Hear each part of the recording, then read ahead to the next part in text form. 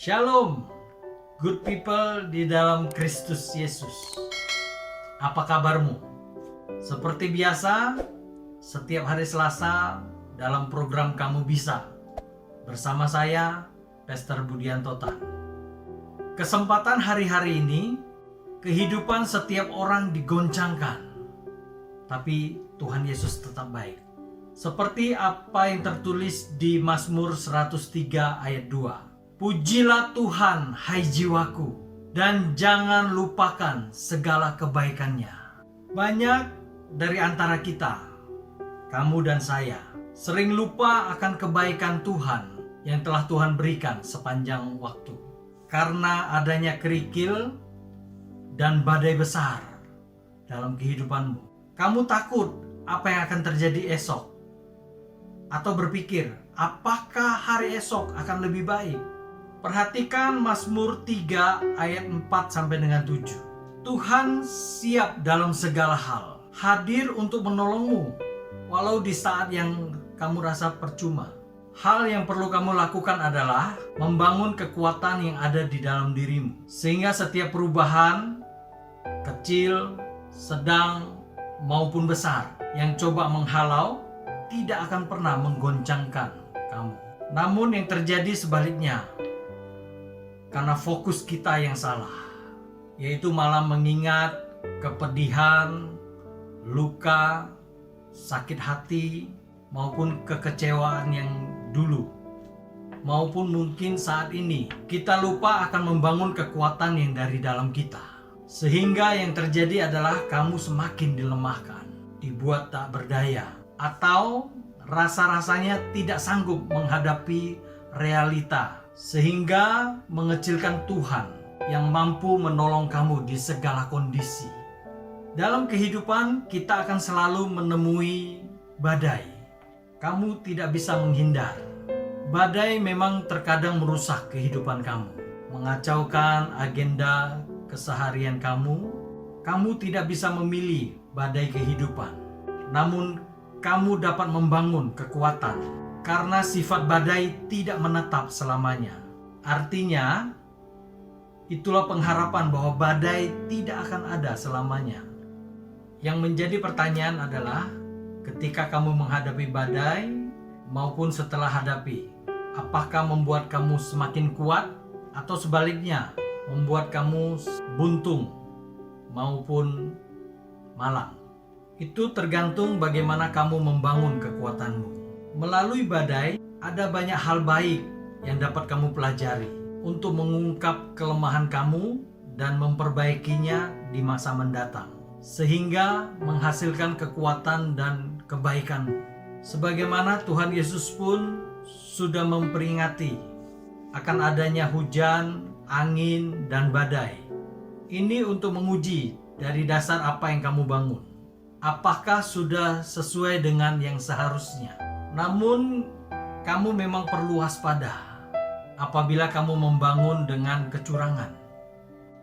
Maka dari itu, kamu harus mulai membangun pondasi terlebih dahulu, bukan sebaliknya. Badai datang untuk pergi, badai datang untuk menguji. Jika kamu sudah hidup dengan dasar yang benar dan bersandar kepada Tuhan, kekalutan dan was-was bisa terjadi karena ketidaksiapan.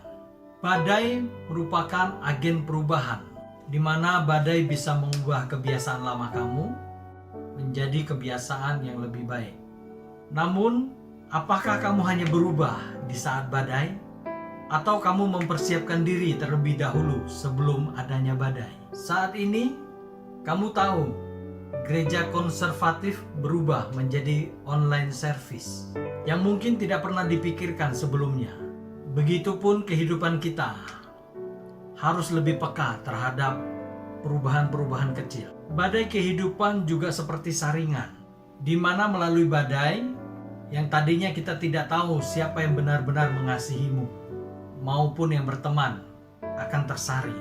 Sangat susah jika keadaanmu baik-baik saja, karena banyak orang bisa berteman dan mengasihi kamu karena keadaan baikmu atau ada sesuatu yang bisa dimanfaatkan.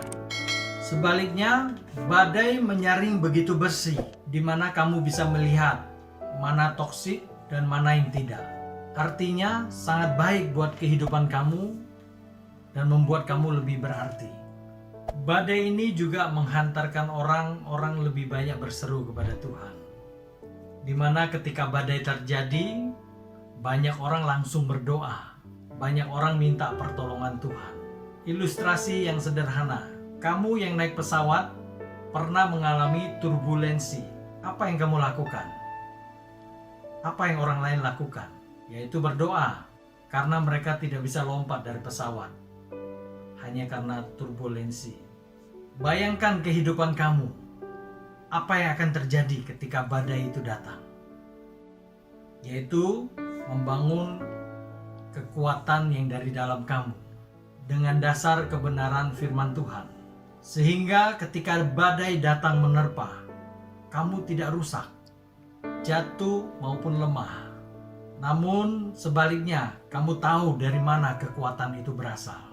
Dan dari dalam keluar untuk menghasilkan pertahanan melalui pertolongan Tuhan. Satu lagi yang mau saya perjelas. Kamu pasti sudah tahu apa yang terjadi pada kisah Markus 4, di mana Tuhan Yesus didapati tertidur sewaktu perahu mereka diombang-ambingkan oleh badai. Terkesan Tuhan Yesus tidak peduli dan asik-asik tidur. Mungkin kamu yang alami badai saat ini sedang bertanya, apakah benar Tuhan Yesus peduli? Atau apakah Tuhan mau menolong? Dan lain sebagainya. Kehidupan ini tidak bisa menghindar dari badai. Walaupun kamu menghindar, badai akan ramah untuk menyapa. Yang artinya adalah kamu tidak bisa lepas dari badai kehidupan. Badai sebagaimana yang sudah saya terangkan, mempunyai daya rusak. Badai datang tiba-tiba tanpa adanya peringatan. Kenapa badai itu menakutkan? Karena kamu tidak siap. Coba ingat apa yang telah dilakukan Nabi Nuh.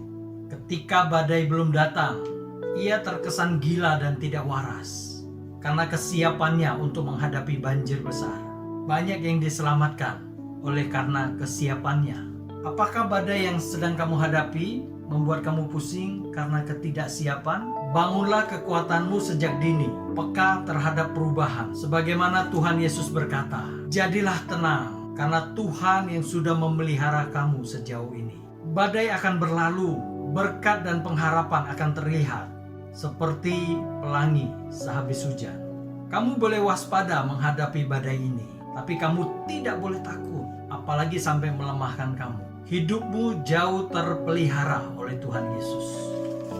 Ubah pola pikirmu terhadap badai dan bangunlah kekuatan yang dari dalam kamu.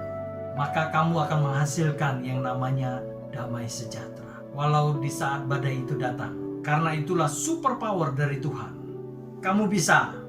Tuhan Yesus memberkati.